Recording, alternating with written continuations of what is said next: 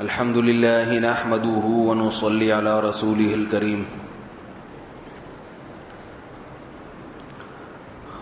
آج ہم نے سورہ اعراف مکمل کی ہے اور سورہ انفال شروع کی ہے. بہت اہم مضامین ہیں، لیکن آج زیادہ لمبا بیان نہیں کروں گا، 10-15 منٹ کی بات کروں گا کیونکہ وقت نہیں ہے، بہت سارے کام ہیں. کل صبح فجر کے بعد روانگی ہے عمرے کے لیے انشاءاللہ. تو مجھے بھی بتائی بھی مغرب میں چلا ہے، عصر میں، تو وہ ساری سیٹنگ آؤٹ ہوئی ہے، کچھ بھی تیاری نہیں ہے. تو وہ سارے کام ابھی ہی کرنے ہیں بیٹھ کے. تو بیان میں بھی میرا ارادہ ہے کہ کچھ عمرے کے بارے میں کچھ فضیلت بیان کر دوں، اس کی حکمت کیا ہے، اس کی فضیلت کیا ہے. کچھ عبادتیں تو ایسی ہیں جو ہم کرتے رہتے ہیں، جیسے نماز ہے، روزہ ہے، زکوٰۃ ہے. یہ عبادتیں ہم کرتے رہتے ہیں. کوئی اگر زکوٰۃ نہیں بھی دیتا تو صدقات و خیرات تو ہر مسلمان کچھ نہ کچھ کرتا ہی ہے. زکوٰۃ تو مالداروں پہ واجب ہوتی ہے. تو صدقات و خیرات میں کیا لطف ہے، غریبوں کو کھانا کھلانے کا کیا مزہ ہے. یہ ساری چیزیں ایسی ہیں جو ہم نے یہ مزے چکھے ہوئے ہیں. سمجھ رہے ہیں بات کو؟ روزے کا مزہ بھی ہم نے چکھا ہے، تراویح کا مزہ بھی ہم نے چکھا ہے. لیکن حج اور عمرہ ایک ایسی عبادت ہے جس کا مزہ چکھنے کی نوبت بہت کم آتی ہے. کم لوگوں کو آتی ہے، اور جن کو آتی بھی ہے ان کو بہت کم مرتبہ آتی ہے. حج بہت مالدار ہوگا تو حج کرے گا یا عمرہ کرے گا، ورنہ نہیں کرے گا. اور کرے گا بھی تو یہ تو نہیں کہ ہر سال ہی جاتا رہے. تو بہت کم لوگ ہوتے ہیں جن کو ہر سال جانے کی توفیق مل جائے. کبھی سالوں میں کہیں چلا گیا. اور اگر ہر سال بھی جائے گا تو سال میں ایک ہی دفعہ جائے گا نا، اور تھوڑی دیر کی عبادت ہے وہ. ایسا نہیں ہے کہ رمضان ہے تو کنٹینیو آتا چلا جا رہا ہے اتنا لمبا. تو یہ جو حج اور عمرے کی عبادت ہے یہ بھی اسلام کا ایک شعار ہے. ایسی خوبصورت عبادت دنیا کے کسی مذہب میں نہیں ہے. یہ بالکل نرالی عبادت ہے. جیسے دیکھو روزہ ایک نرالی عبادت ہے نا، بھوکے پیاسے ہیں اللہ کے لیے، بھوکے پیاسے. تو ایسے ہی عمرہ اور حج یہ بھی ایک نرالی عبادت ہے. اور یہ ایک ایسی عبادت ہے کہ اس میں اور دوسری عبادتوں میں ایک فرق اللہ نے رکھا ہے. دوسری تمام عبادتیں آپ کو تہذیب سکھاتی ہیں، دیوانگی نہیں سکھاتی. نماز تہذیب، پورا لباس ہونا چاہیے، باوضو ہو، صاف ستھرے ہو، خوشبو لگا کے آؤ. یہ ہے نا مسجد آنے کے آداب. صف بستہ ہو کے کھڑے ہو جاؤ، ہلو جلو نہیں زیادہ. کھجا رہا ہے، کوئی ناک میں انگلی گھما رہا ہے، کوئی یوں کر رہا ہے، یہ غلط. ڈسپلن کے ساتھ ایک صف میں کھڑے ہو جاؤ، صفائی ستھرائی. روزے میں بھی بھوکے پیاسے رہتے ہیں. لباس تبدیل کرنے کا ہمیں حکم نہیں ہے، لباس جیسے آپ کا تھا. نہائیں دھوئیں، مسواک بھی روزے میں کرنی چاہیے، زیادہ سے زیادہ کرنی چاہیے. نبی صلی اللہ علیہ وسلم روزے میں بہت مسواک کرتے تھے، خوشبو کا استعمال کرتے تھے.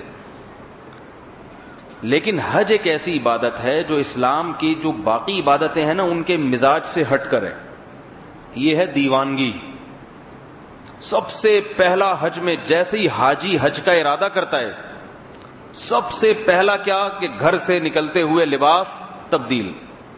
آپ کبھی بھی لمبے سفر پہ جاتے ہیں تو عام لباس نہیں پہنتے، بلکہ کوئی وی آئی پی قسم کا ڈریس پہننے کی کوشش کرتے ہیں کہ اور زیادہ اچھا نظر آؤں میں. لمبے سفر پہ جا رہے ہیں، یا تو پینٹ شرٹ پہنیں گے، ٹائی لگائیں گے، یا کرتا شلوار پہنیں گے تو ذرا کاٹن کلف یا کڑھائی. ڈاکٹر عامر لیاقت کی تصویریں دیکھیں گے، اس کے بعد آپ تاریک روڈ سے کڑھائیوں والا کرتا خریدیں گے، واسکٹ پہنیں گے اوپر. تو یہ ساری چیزوں کا اہتمام کریں گے آپ اگر لمبے سفر پہ جانا ہے. آپ چاہیں گے کہ میں اور اچھا لگوں. کہیں بھی چلے جاؤ دنیا میں.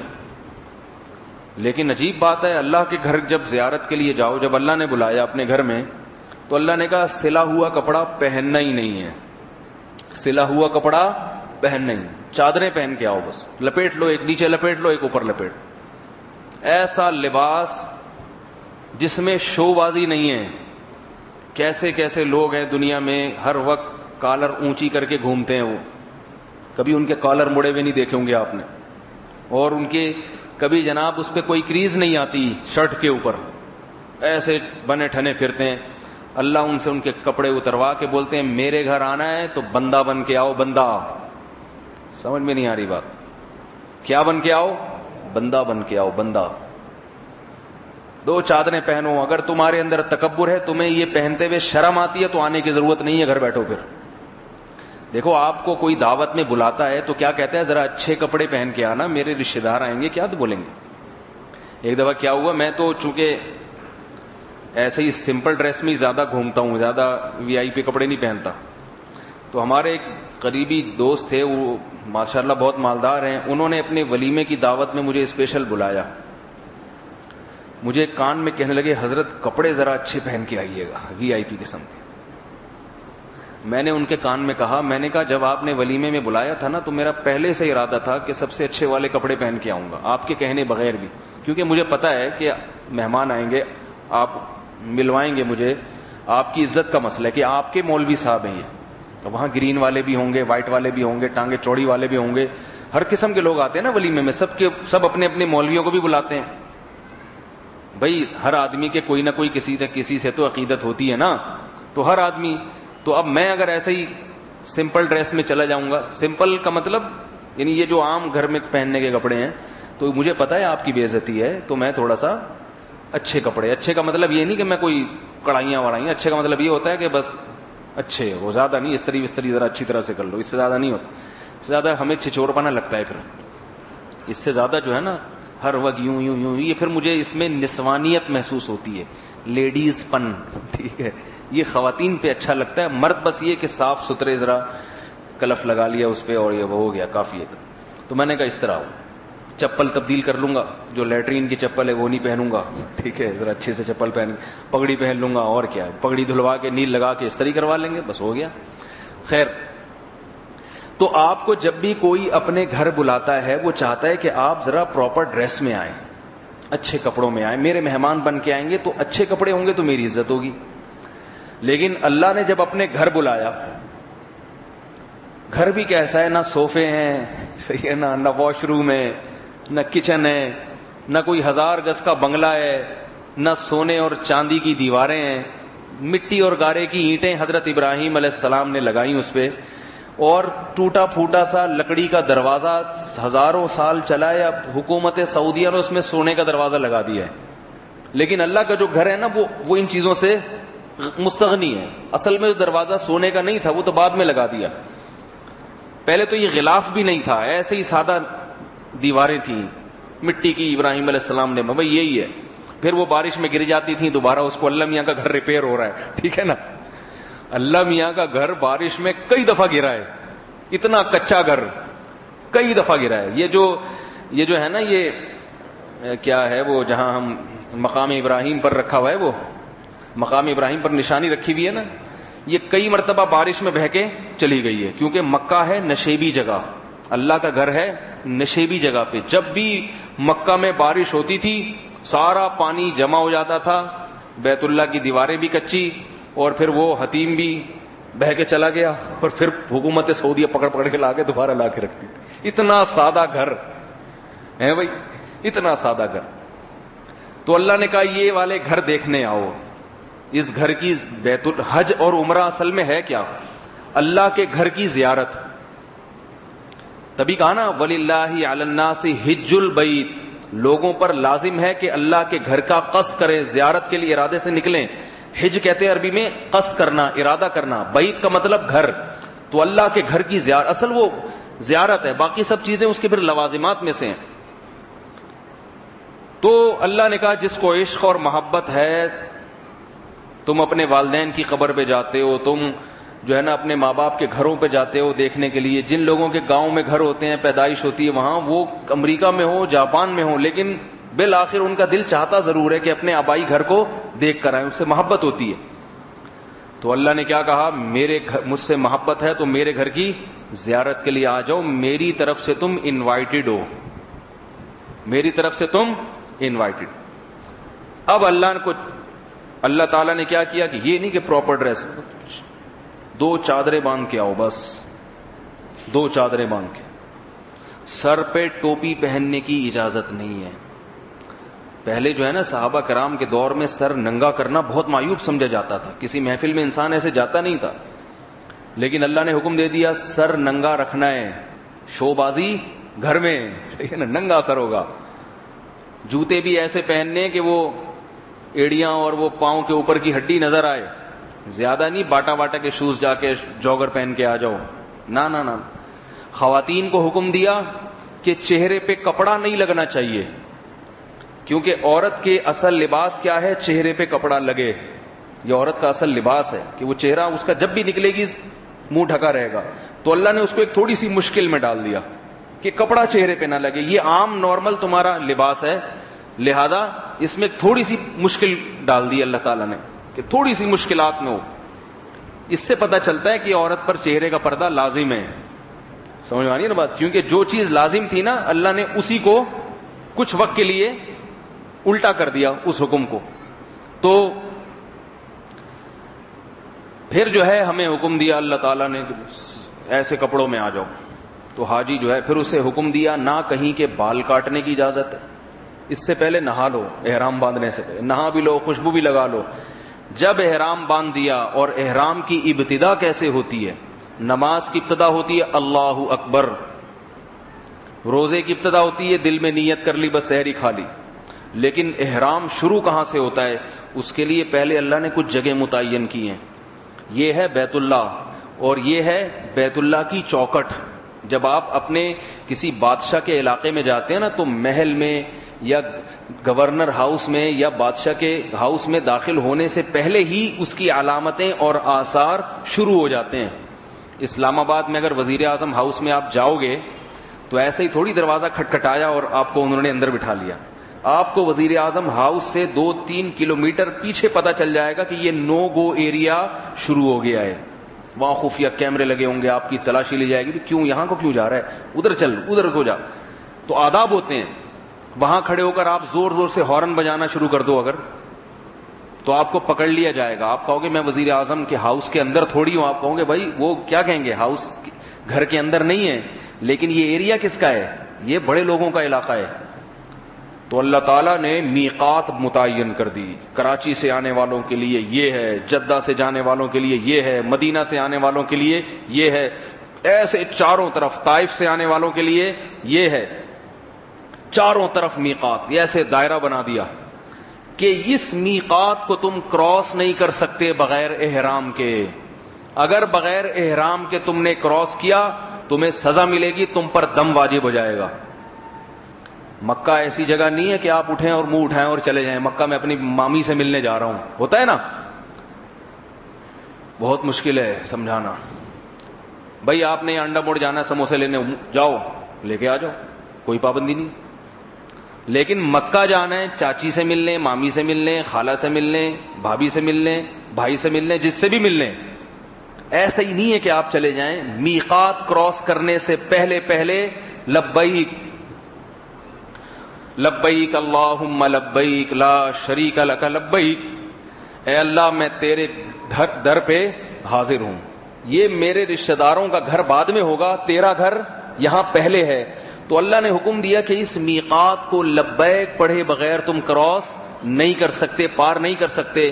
اور لبیک کہہ کے پہلے میرے گھر میں حاضری دو گے، بیت اللہ کا طواف کرو گے، پھر صفا مروہ کی سعی کرو گے، اس کے بعد سر کے بال منڈوا کے احرام اتارو گے. اور پھر اس دوران تو کچھ پابندیاں تھیں احرام کی حالت میں، نوچ سکتے اور بہت ساری پابندیاں، وہ پابندیاں تو ہٹ جائیں گی، مگر ایک حرم کے اندر کی جو پابندیاں جو ہمیشہ کے لیے ہیں، وہ پابندیاں ہمیشہ کے لیے تم پر باقی رہیں گی. تو مکہ ایسی جگہ نہیں ہے کہ آپ ایسے ہی اٹھ کے چلے جائیں، کسی بھی نیت سے جائیں گے آپ کو میقات سے گزرنے سے پہلے احرام باندھنا پڑے گا اور پہلے بیت اللہ کی زیارت کرنی پڑے گی. یہ بالکل ایسے ہے جیسے آپ کے والدین ہیں گاؤں میں، آپ امریکہ سے آئے 6 سال کے بعد اپنے گاؤں میں، تو والدین کے گھر پہ حاضری دینے سے پہلے آپ اپنی بیگم کے گھر پہ چلے گئے، یا اپنی بہن کے گھر پہ چلے گئے، یا آپ اپنے دوست کے گھر پہ چلے گئے. والدین کو غصہ آئے گا کہ نہیں آئے گا؟ ہیں بھائی؟ والدین کہیں گے ہمارا بیٹا 6 سال 10 سال کے بعد آ رہا ہے تو گاؤں میں آنے کے بعد سب سے پہلے کس سے ملنا چاہیے تھا؟ سب سے پہلے باپ اور ماں کے ہاتھ چومنے چاہیے تھے، اس کے بعد کہیں اور جاتا۔ یہی حال ہے کہ مکہ میں جو آئے گا، یہ مکہ بلد اللہ ہے، مکہ اللہ کا شہر کہلاتا ہے، اور مدینہ نبی صلی اللہ علیہ وسلم کا۔ تو مکہ میں حاضری کے آداب کیا ہیں؟ جیسے ہی آپ داخل ہو گئے، آپ اپنے چاچے مامے کو بھول جاؤ، کاروبار بزنس کو بھول جاؤ۔ جب تک عمرہ نہیں کرو گے آپ پر احرام کی پابندیاں ختم نہیں ہوں گی، کیونکہ اللہ کے گھر ہے، اس کی پہلے حاضری ہوگی۔ کیسا اللہ کو اپنے بندوں سے محبت ہے، اور کیسا اللہ یہ چاہتے ہیں کہ میرے بندے مجھ سے محبت کریں۔ تو نماز شروع ہوتی ہے اللہ اکبر سے، لیکن عمرے کی جو ابتدا ہے وہ کیسے شروع ہوتی ہے؟ تلبیہ سے، لبیک اللہم لبیک۔ یہ آپ نے کلمات پڑھ لیا کہ اللہ میں حاضر ہوں، تیرے در پہ بار بار حاضر ہوں، تو بس وہ ایسے جیسے نماز میں داخل ہو گئے۔ اب وہ پابندیاں شروع ہیں، نہ کسی جانور کو مار سکتے، نہ کسی شکار کی طرف اشارہ کر سکتے ہو کسی کو کہ اس کو ہلاک کر دو۔ وَمَن دَخَلَهُ كَانَ آمِنًا، فرمایا ہماری چوکھٹ میں جو داخل ہو گیا وہ امن میں آ گیا۔ جو بھی ہماری چوکھٹ میں داخل، ہاں کچھ ایسے وحشی جانور جو انسان کو نقصان پہنچاتے ہیں، سانپ بچھو، ان کو مارنے کی اجازت ہے، کیونکہ اگر ان کو نہیں مارا تو وہ انسان کو مار دیں گے، ڈس لیں گے۔ تو اس کے بعد جب انسان جاتا ہے احرام باندھ کے اور وہاں جاتا ہے تو بیت اللہ سب سے پہلا کام کیا ہے؟ مسجد میں جب آپ داخل ہوتے ہیں تو شریعت کا حکم ہے تحیت المسجد۔ شریعت کا کیا حکم ہے؟ بولو بھائی پہلے 2 رکعت پڑھو، لیکن مسجد حرام دنیا کی واحد مسجد ہے جس میں تحیت المسجد نہیں ہے۔ سمجھ میں آ رہی ہے بات کہ نہیں آ رہی؟ کیونکہ تحیت المسجد تو ہم یہاں پڑھتے ہیں نا، ہمیں اللہ کا گھر نظر نہیں آ رہا، چلو سجدہ کر لو اللہ کے گھر کے سامنے۔ جہاں اللہ کا گھر ہے تو اللہ نے فرمایا آتے ہی دیوانوں کی طرح میرے گھر کے گرد چکر لگانا شروع کر دو۔ وہی امرؤ القیس کا شعر یاد آتا ہے نا، یہ اللہ نے دیوانہ بنانے کے لیے کہ جس سے عشق اور محبت ہوتا ہے وہ اس کے در و دیوار کے گرد دیوانوں کی طرح گھومتا ہے۔ امرؤ القیس کا شعر میں سناتا ہوں نا اکثر، امر من الدیار دیاری لیلا اقبل ذا الجدار وذا الجدار وما حب الدیار شغفن قلبی ولكن حب من سکن الدیار۔ بیت اللہ میں گھومنے کا حکم بھی ہے اور اس کی دیوار کو چومنے کا حکم بھی ہے، ہاتھ لگانے کا حکم بھی ہے۔ کیا مل رہا ہے بھائی دیوار کو ہاتھ لگا کے؟ کیا مل رہا ہے حجر اسود کو چوم کے؟ کیا مل رہا ہے ہاتھ سے اشارہ؟ جو چوم نہیں سکتا وہ ہاتھ سے اشارہ کر کے ہاتھ کو چوم لے۔ تو یہ امرؤ القیس نے اپنی محبت کو بیان کیا، کہتا ہے میں لیلا کے در و دیوار کے گرد چلتا ہوں، چکر لگاتا ہوں، کبھی اس دیوار کو چومتا ہوں کبھی اس دیوار کو چومتا ہوں۔ لیلا کی گلی ہے نا، لیلا کے در و دیوار، وہ اسی میں گھومتا رہتا ہوں میں، کبھی اس دیوار کو چومتا ہوں کبھی اس دیوار کو چومتا ہوں۔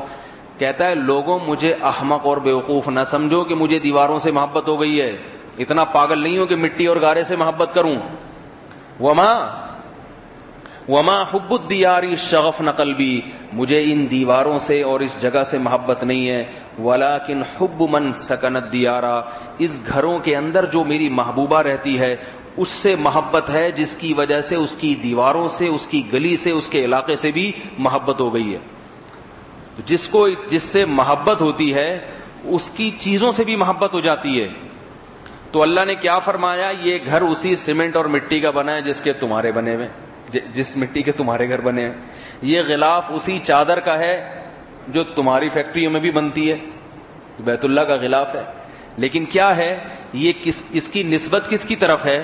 یہ کس کا گھر ہے؟ اللہ کا۔ تو اللہ کی طرف جب نسبت ہو گئی تو اب ہمیں اس گھر سے محبت ہو گئی۔ اب دیوانوں کی طرح گھوم رہے ہیں، چکر لگا رہے ہیں۔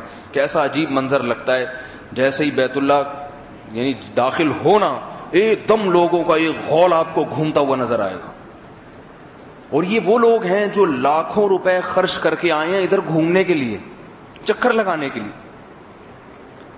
لاکھوں روپے, کسی کے 5 لاکھ خرچ ہوئے, کسی کے 4 لاکھ, کسی کے 2 لاکھ, کسی کے 3 لاکھ, اور پھر سفر کی جاتے ہوئے گھر کا راشن پانی اس کا انتظام, اور پھر سفر کی تھکاوٹ, یہ ساری چیزیں کس کام کے لیے کر رہا ہے؟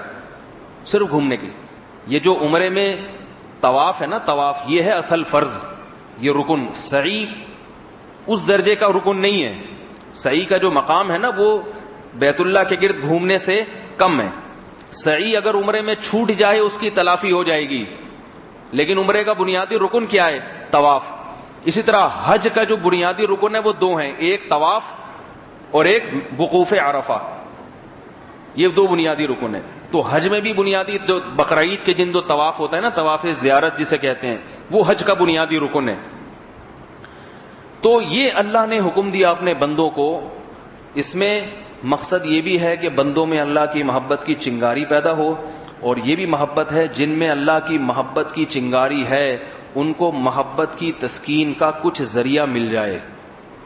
سمجھ میں آ رہی ہے بات کہ نہیں آ رہی؟ محبت کی تسکین کا کچھ ذریعہ. جس کے دل میں محبت نہیں ہے نا, اس کو نہ حج سمجھ میں آئے گا نہ عمرہ سمجھ, وہ کہے گا یہ کیا ہے.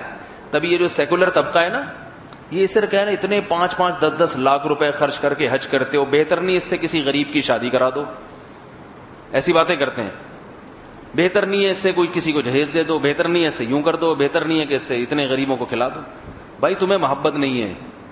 محبت, شاعر نے کہا ہے نا, محبت تجھ کو آداب محبت خود سکھا دے گی, ذرا آہستہ آہستہ ادھر رجحان پیدا کر. شاعر کہہ رہا ہے ذرا محبت کی طرف رجحان پیدا کرو. جب ایک دفعہ محبت ہوگی تو محبت کے جو آداب ہیں نا وہ خود ہی سمجھ میں آ جائیں گے, وہ سکھانے نہیں پڑیں گے. تو ان لوگوں کے دل چونکہ اللہ کی محبت سے خالی ہوتے ہیں, اس لیے ان بیچاروں کو نہ حج سمجھ میں آتا ہے اور نہ عمرہ سمجھ میں آتا ہے. تو پھر اس میں سعی ہے. اور ایک سفر میں علماء نے کہا ہے کہ افضل یہ ہے کہ ایک عمرہ ہو اور باقی سارا وقت کس پہ لگے؟ طواف میں. کیونکہ بیت اللہ میں طواف سے بڑھ کر کوئی عبادت نہیں ہے. نماز یہاں بھی ہو سکتی ہے, وہاں بھی, طواف یہاں نہیں ہو سکتا. اور اللہ تعالیٰ نے مسجد حرام میں ایک عبادت کا ثواب کتنے گنا بڑھا دیا؟ 1,00,000 گنا بڑھا دیا. تو یہ اللہ تعالیٰ جو ہے نا اپنے بندوں کو اس طرح, یہ عمرے کا جو فلسفہ ہے نا وہ یہ ہے. پھر اس کے بعد آپ کیا کرتے ہیں؟ طواف کرتے ہیں, سعی کرتے ہیں. سعی میں دعائیں ہیں. سعی بھی کیسی عجیب عبادت ہے, بھاگ رہے ہیں. بھاگنا بذات خود کوئی عبادت ہے کیا؟ لیکن اللہ نے کہا کہ اپنی پرسنالٹی کو وہیں رکھ کر آؤ. اگر تمہیں بھاگتے ہوئے شرم آ رہی ہے نا, بعض لوگوں کو سب کے سامنے بھاگتے ہوئے شرم آتی. ہمارے ایک دوست ہیں, عالم ہیں, ان کو ڈاکٹر نے کہا روزانہ جاگنگ کیا کریں. بڑے مفتی ہیں, جامع رشید میں میرے دوستی بھی ہے ان سے کافی. ڈاکٹر نے ان سے کہا کہ روزانہ کیا کریں؟ جاگنگ. مجھ سے مشورہ لیا کہ آپ جاگنگ کرتے ہیں؟ میں نے کہا ہاں. کہتے ہیں کہاں؟ میں نے کہا یہ پارک میں گھومتا ہوں, عصر کے بعد چپل پہن کے آتا ہوں اور بھاگے واپس آ گئے. کہہ رہے ہیں شرم نہیں آتی. میں نے کہا کیوں؟ کہہ رہے ہیں لوگ کیا کہیں گے, مفتی صاحب بھاگ رہے ہیں. میں نے کہا ایک دفعہ کہا تھا, اگلے دن پھر کہا, 3-4 دن پھر کہا, پھر انہوں نے چھوڑ دیا. وہ بھاگ رہے ہیں تو ہم کیا کریں؟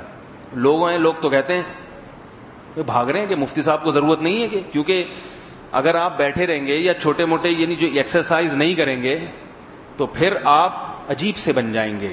ٹھیک ہے نا, وزن بڑھتا ہے انسان کا, اتنا موٹا تازہ ہوتا چلا جاتا ہے, پھر وہی بس. میں آپ مزید تفصیلات میں نہیں جاتا. آپ کو پتا ہے اس قسم کی چیزیں ٹیلی ویژن میں آ رہی ہیں کہ ایسے ایسے حضرات آ رہے ہیں جو بہت زیادہ ہیں.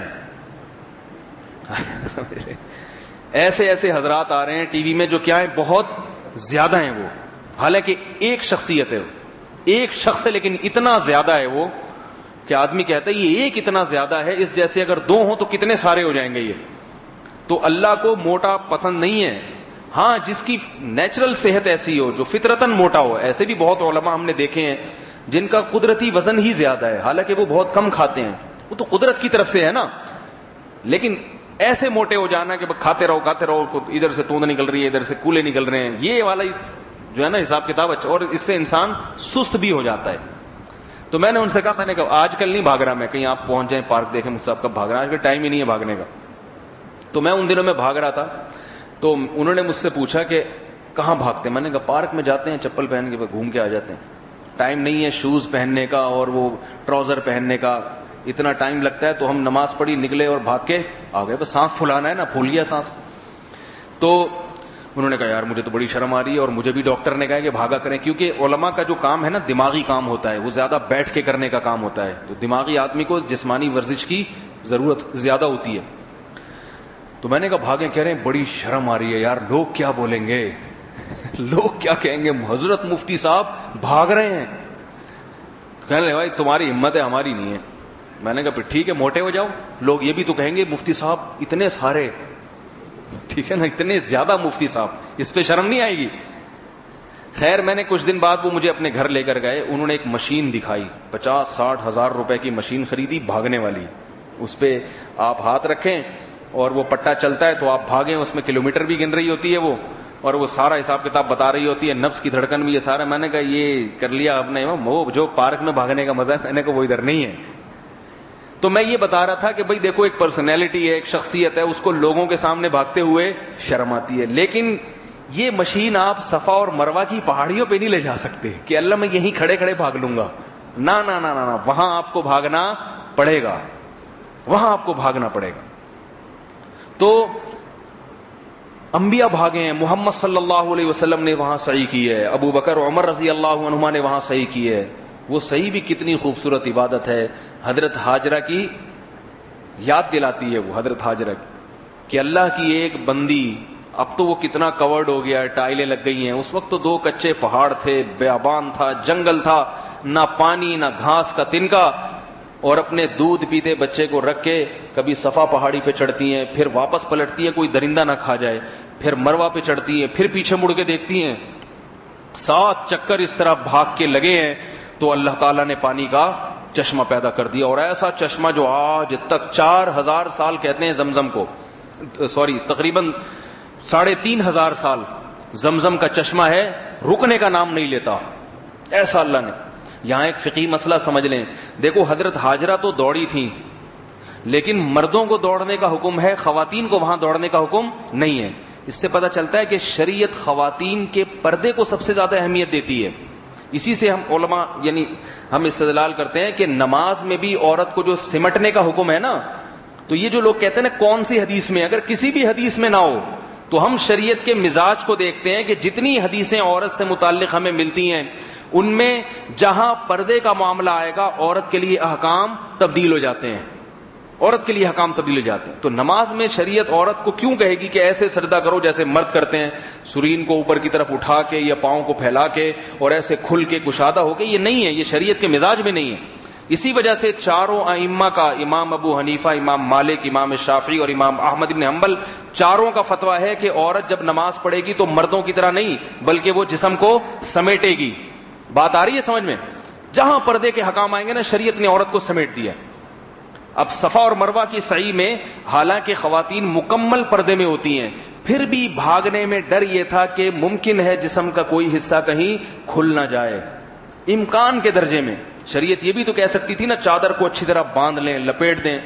اور حضرت ہاجرہ بھی تو عورت تھی نا, ان کی اتباع تو عورت ہی کرے گی نا پورے طور پر, تو اس کے لیے تو حکم ہے. جب وہ عورت ہو کے بھاگی تھی تو یہ کیوں نہیں بھاگ سکتی؟ لیکن شریعت نے کہا نا نا نا, تمہارے لیے سب سے اہم حکم کیا ہے؟ پردہ. اس لیے میں خواتین سے کہتا ہوں کہ آپ پارکوں میں بھاگنے کے بجائے وہ مشین جو جامعۃ الرشید کے ان مفتی صاحب نے لی ہے ویسی مشین اپنے میاں کو کہیں گھر لا کے رکھیں, گھروں میں یہ سب کر لیا کریں, پارکوں میں نہ بھاگیں. کیونکہ پارکوں میں جب خواتین بھاگتی ہیں تو ان کے پیچھے اور بہت سارے لوگ جن کو ڈاکٹر نے بھاگنے کا مشورہ نہیں بھی دیا وہ بھی بھاگنا شروع ہو جاتے ہیں, حالانکہ ان کو ڈاکٹروں نے بھاگنے سے منع کیا ہوتا ہے. ٹھیک ہے, یہ مسئلہ خراب ہو جاتا ہے. میرے پاس تو لڑکے آتے ہیں نا, کہتے ہیں یار وہ پارک میں خواتین ہیں, وہ جاگنگ کر رہی ہوتی ہیں, بھاگ رہی ہوتی ہیں, میرا دل ہی نہیں آتا وہاں سے اٹھنے کا. میں نے کہا چلو بھائی شرم کرو, کچھ غیرت کرو. تو یہ بعض لوگوں کو ڈاکٹر نے منع کیا بھاگنے سے, ان کو دل کے مریض ہوتے ہیں, وہ بھاگیں گے تو گر نہ جائیں گے. خیر, تو صفا اور مروہ کی سعی ہے. تو یہ حج اور عمرہ جو ہے نا, پھر وہاں زمزم ہے. پھر اللہ تواضع کس چیز سے کرتے ہیں؟ آپ کے گھر کوئی مہمان آئے گا, کولڈ ڈرنک آپ پانی لا کے رکھتے ہیں, بولیں گے تو میں گھر میں بھی پی لیتا بھائی. یہ کیا کرتا, میں گھر میں بھی پی لیتا. چائے کا پوچھا جاتا ہے, شربت کا پوچھا جاتا ہے, کھانے کا پوچھا جاتا ہے. اللہ نے اپنے گھر میں بلایا تو کیا تواضع کس چیز سے؟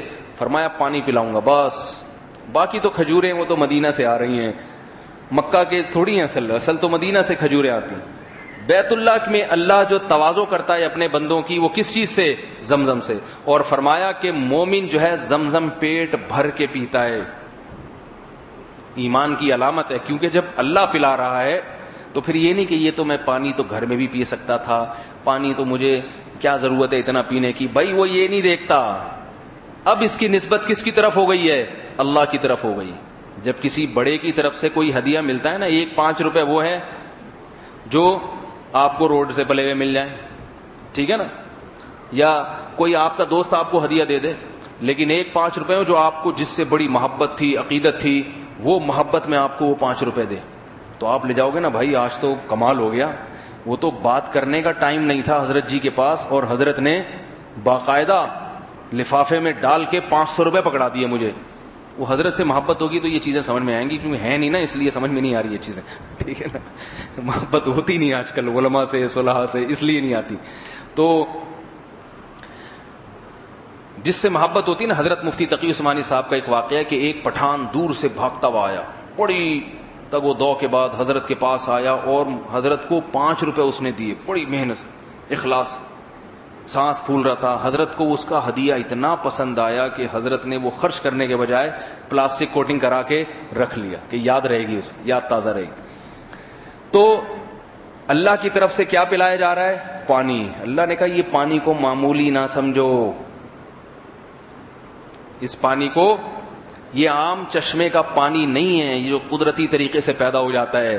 یہ وہ پانی ہے جو میرے ایک بندہ جس نے اپنی زوجہ کو میری خاطر قربانی دے کر یہاں چھوڑا، اس کی زوجہ نے صبر کیا، بچے نے ایڑیاں رگڑی، وہاں کے فرشتے نے پر مارا ہے، اور اس بچے کی آہو بکا اور اس کی ماں کی بے چینی اور اضطراب پر مجھے ترس آیا، اور میں نے ایسا پانی پیدا کیا کہ حدیث میں آتا ہے کہ حضرت ہاجرہ جب پانی کو کہتی تھی نا زم زم زم زم، اے پانی رک جا، اے پانی رک جا، اگر وہ نہ کہتی تو وہ پانی پھیلتا چلا جاتا پوری دنیا میں. اس کو جب کہا نا زم زم رک جا، یہ زم کا مطلب کیا ہوتا ہے؟ رک جا. یہ عربی کا لفظ نہیں ہے، یہ اس زمانے کی جو بولی تھی، اس زمان میں کیا کہا جاتا ہے؟ رک جا. وہی نام پڑ گیا اس کا زمزم. تو ایسا پانی ہے یہ کس نے پیدا کیا؟ اللہ نے خاص اپنی ایک قدرت کی نشانی. تو اللہ نے کہا تم کولڈ ڈرنک، پیپسی ویپسی، فانٹا ادھر ادھر دکانوں سے پی لینا، ٹھیک ہے نا، میں کیا پلاؤں گا؟ زمزم. اور زمزم کا ایک عجیب قدرت ہے، معجزہ ہے کہ زمزم بالٹیوں سے بھر کے آپ جتنا مرضی باہر لے جاؤ، لائنوں کے ذریعے باہر نہیں جاتا.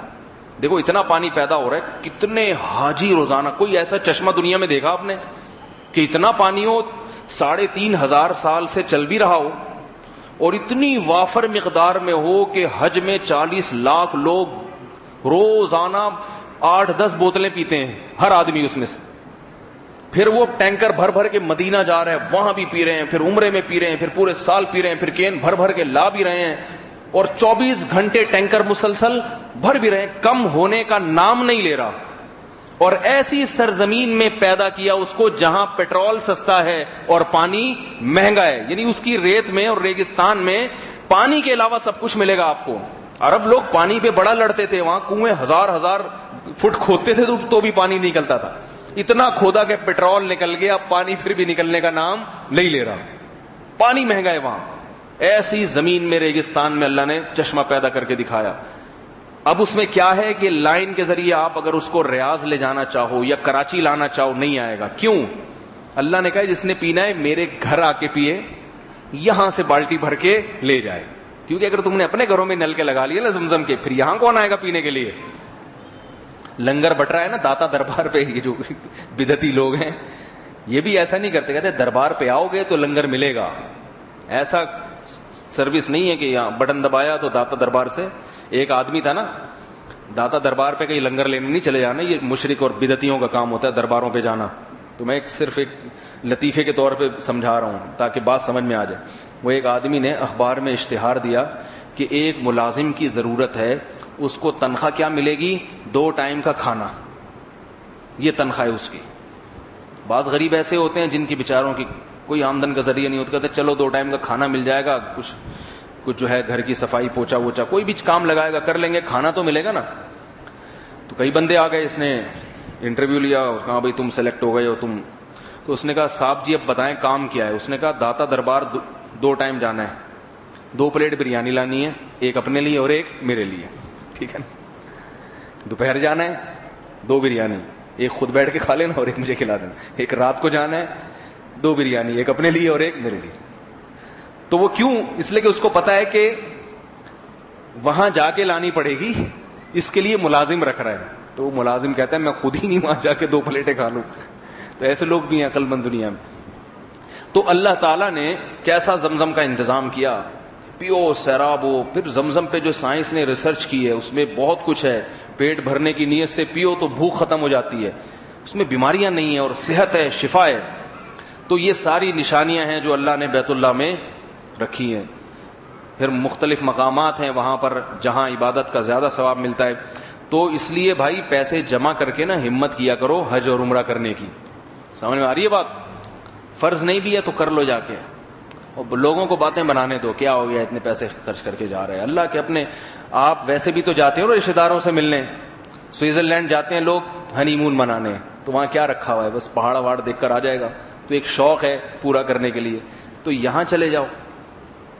میں کہتا ہوں شادی شدہ جوڑوں کو چاہیے ادھر ادھر ہنی مون میں ٹائم برباد کرنے کے بجائے عمرے پہ چلے جائیں. تو تھوڑی سی تفریح بھی ہوتی ہے بہرحال جب انسان سفر جاتا ہے, اور عبادت بھی ہو جائے گی. دلہن شروع سے ہی نیک مسلمان بن کے واپس آئے گی. سوئٹزرلینڈ گئے تو وہاں جو بے پردہ ماحول دیکھے گی نا, تو پھر اس کو دین کی تبلیغ کریں گے, اس کی سمجھ میں نہیں آئے گی. حج عمرے کا انسانی زندگی پر بڑا اچھا اثر پڑتا.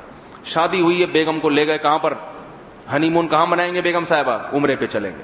عمرے پہ جائیں, طواف کریں, اس کو مزہ بھی آئے گا, وہاں پہ سرور ملے گا. کیونکہ عبادت میں جو اللہ نے روحانی سکون رکھا ہے نا, وہ یہ والی آرٹیفیشل جو تفریح ہے نا, اس میں نہیں ہے وہ سکون. اللہ تعالی ہم سب کو اپنے گھر کی بار بار زیارت نصیب فرمائے, مقبول زیارت, اور عمل کی توفیق عطا فرمائے. سبحانک اللہ. مجھ سے مسافہ نہ کریں, میں یہ جو اعلان بھی میں نے کیا مجبوری میں, جو میں نے آپ کو بتا دی تھی, تو بس ہول سیل کے حساب سے. السلام علیکم. واپسی انشاءاللہ آخری عشرے سے پہلے ہوگی. جو حضرات اعتکاف میں بیٹھنا چاہتے ہیں وہ یہاں بیٹھ جائیں. باقی یہ نہیں کہنا فلانے چاچے کو سلام پہنچا دیں, ماموں کو, یہ بھی میرے پاس ٹائم نہیں ہوتا بھائی. سمجھ رہے ہو بات؟ آدمی وہاں جائے, عبادت کرے, اللہ کرے, واپس آ جائے شرافت کے ساتھ. سلام ولام جس نے پہنچوانا ہے. پھر نبی صلی اللہ علیہ وسلم کی قبر اطہر کی زیارت ہے.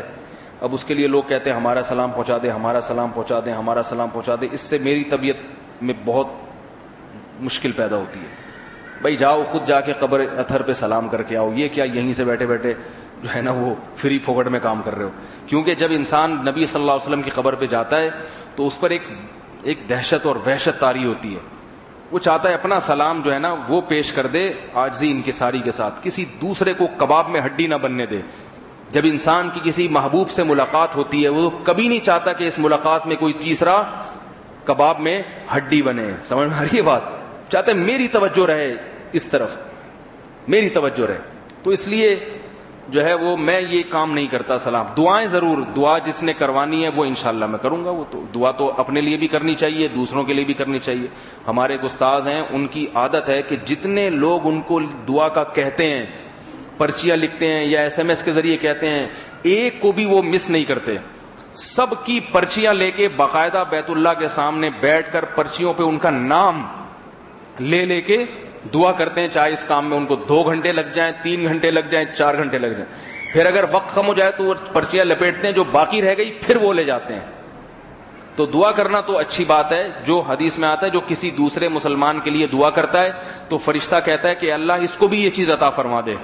کر تو دوسرے کے لیے لائے لیکن اس کو بھی یہ چیز عطا فرما. تو دعا کا کہیں گے, آپ سب کے لیے انشاءاللہ دعا کریں گے, جو بھی کہے گا دعا کریں گے, اس میں ہمارا اپنا بھی فائدہ ہے. لیکن یہ جو سلام کی جو ہے نا یہ والا حساب کتاب یہ تھوڑا سا ٹیکنیکل ہے, مجھے اس سے وہ آتی ہے تھوڑی سی, میری طبیعت سے یہ چیز جو ہے مزاج سے میل نہیں کھاتی, اس لیے میں اس سے ذرا اجتناب کرتا ہوں. اللہ تعالیٰ سمجھنے کی عمل کی توفیق عطا فرمائے. عطا فرمائے. عطا فرمائے. عطا فرمائے. عطا فرمائے. عطا فرمائے.